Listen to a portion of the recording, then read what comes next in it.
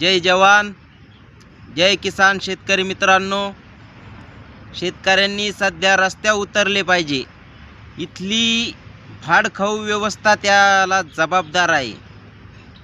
सरकारी कर्मचाऱ्यांना 7वा वेतन 8वा वेतन आयोग लागू करण्याच्या तयारीत आहेत आणि शेतकरी खूप कष्ट करून सुद्धा त्याला कवडीमोल भाव मिळतोय. आमदार खासदारांनी एकदा पद जर भोगलं ना तर त्यांची आयुष्यभराची पेन्शन त्यांना चालू होते.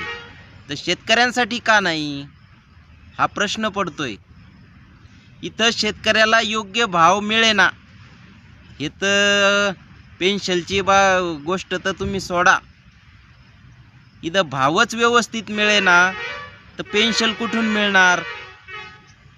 शेतकऱ्याच्या बाबतीत सरकार एवढं उदासीन का आहे? हा प्रश्न पडतो ना. तुम्हाला शेतकऱ्यांचं काही देणं घेणं नाही का?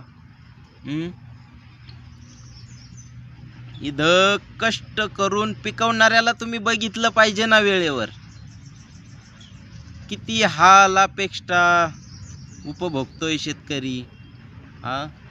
ऊन वारा पाऊस चिखलात राबतोय. मुलाबाळांसाठी तो कष्ट करतोय. पण एक दिवस शेतकरी नष्ट होईल अशी भीती वाटते. शेतकरी नष्ट होऊ नये, अख्ख्या जगाचं पोट भरावं म्हणून शेतकरी जागलाच पाहिजे. त्या शेतकऱ्यासाठी तुम्ही काहीतरी करा ना, पण तुम्ही काहीच करीनात. ही खूप अवघड